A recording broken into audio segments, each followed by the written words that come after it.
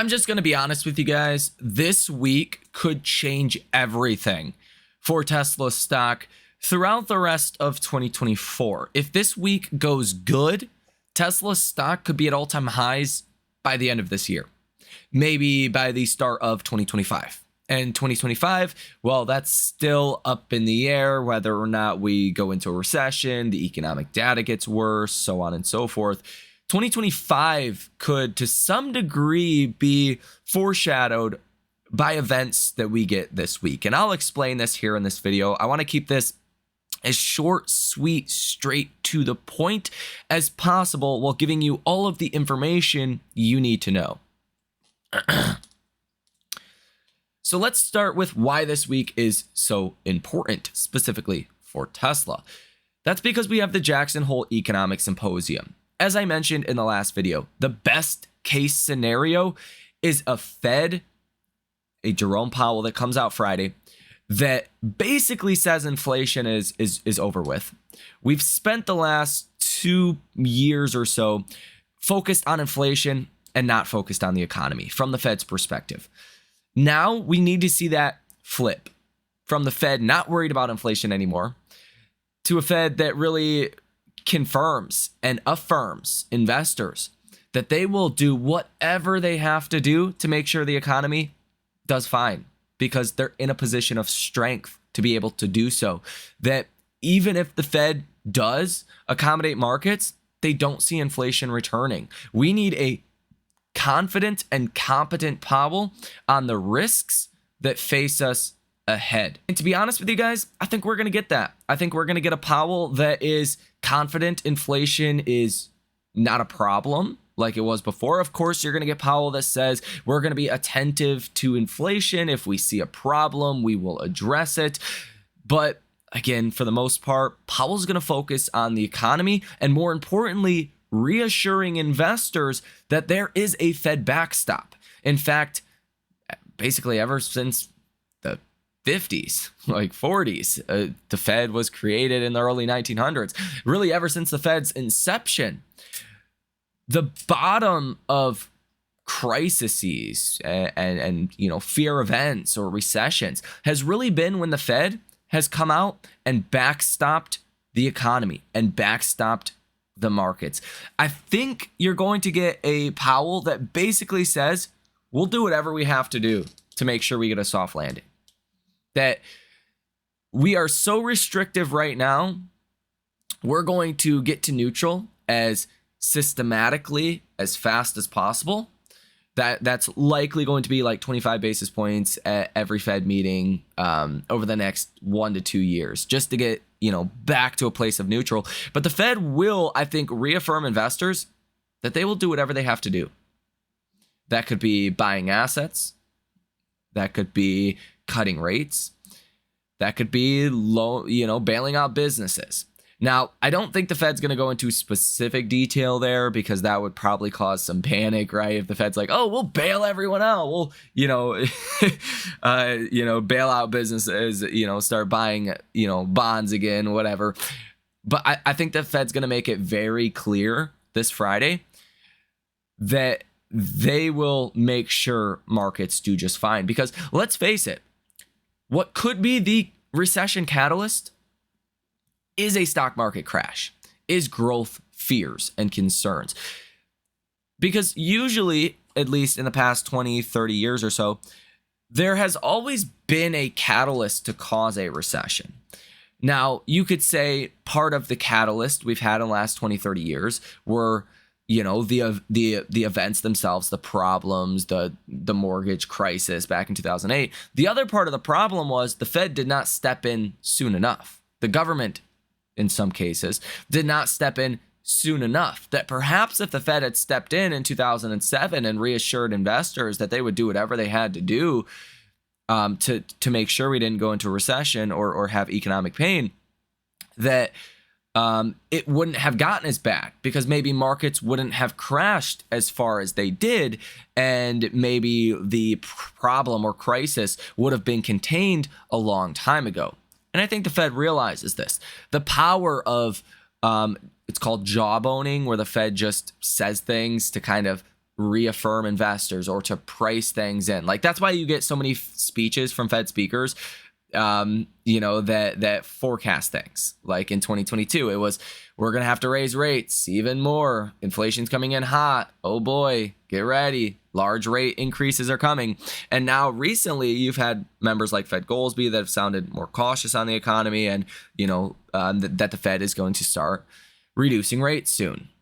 Long story short, I don't think Powell wants a stock market crash from here that pushes us into a recession, because the crash in and of itself can be a catalyst to push us into a recession. Now, as long as we get a Powell that backstops markets, that shows very little concern about inflation rising again, that shows confidence that we will achieve a soft landing, that the yen carryover trade is not going to continue to be a problem, then I think markets are really going to like that. Basically, you're giving the markets the Fed put, the Fed's reassurance that they will bail everything out without actually needing to bail everything out. I think that's what we get from Powell this Friday, because Powell knows, like, the economy could get worse from here.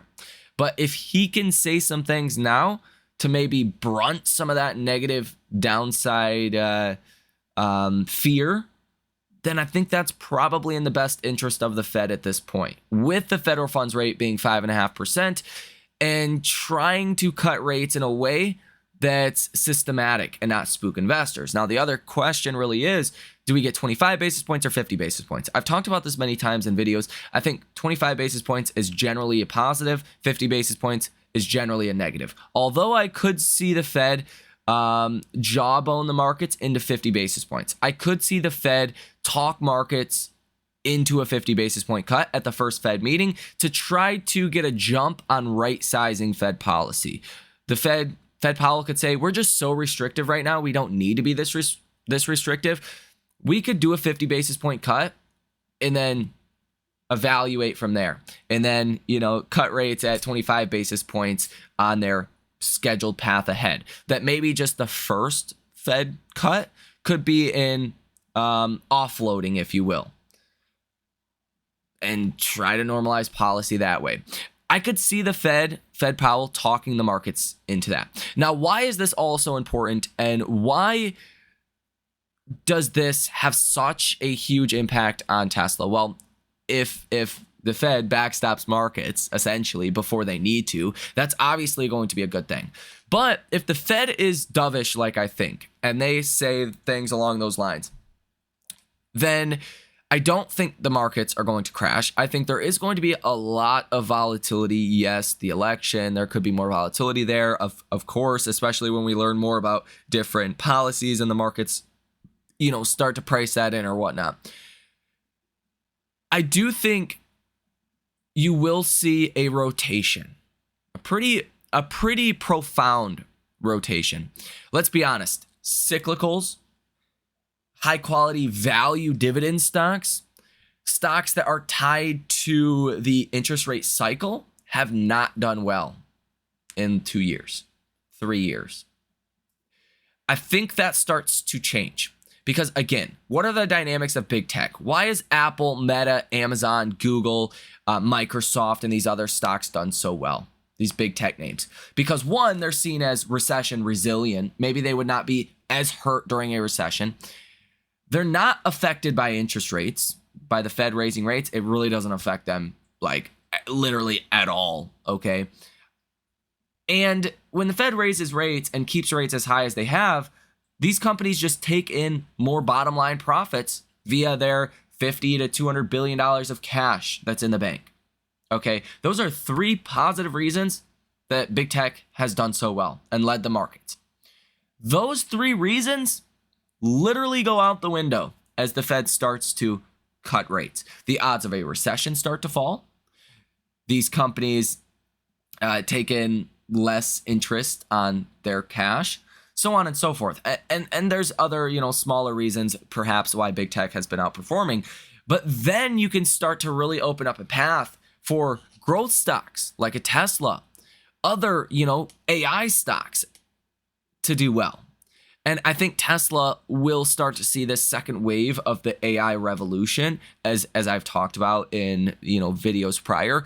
This wave will really apply to companies that are actually applying real world AI, that are solving problems, that are creating mass amounts of value. And I think that's Tesla.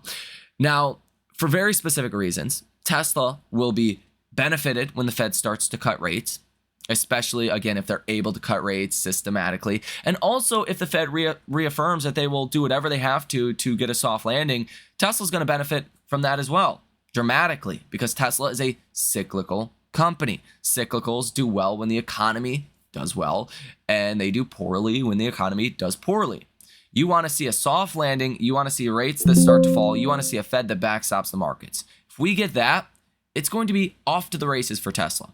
And I do think even in this volatile period that we're going to see over the next couple of months, I do think Tesla stock can hit new all-time highs by the end of this year. If the Fed does what I think they will do this Friday. And again, it's gonna be choppy, but I could see a very aggressive rally in Tesla stock, and really just a rotation out of big tech into high, value, right? Dividend paying value companies that have been beaten down. Small caps, right? Cyclical companies. They will all start to outperform the S&P and the NASDAQ because big tech will start to fall. Now, I don't think it's going to be as aggressive as what we see in the last couple of weeks with the Russell outperforming the NASDAQ and the S&P. I don't think it's going to be that aggressive, okay? Maybe a third of that, right?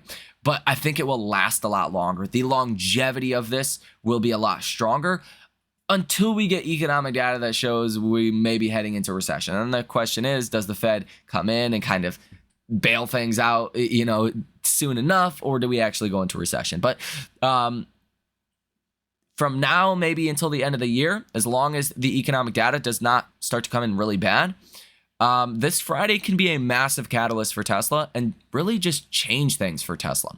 All-time highs will be in play this Friday if the Fed backstops markets, or sends the signals that they will backstop markets, which I expect. If the Fed basically says inflation is conquered and the Fed affirms a soft landing, you definitely don't want to be short in Tesla if that's what we get from Powell Friday. My opinion. Let me know what you think about this down below in the comment section. Hit the like button as well as subscribe to the channel. You guys have a fantastic rest of your day, and I will see you in the next one.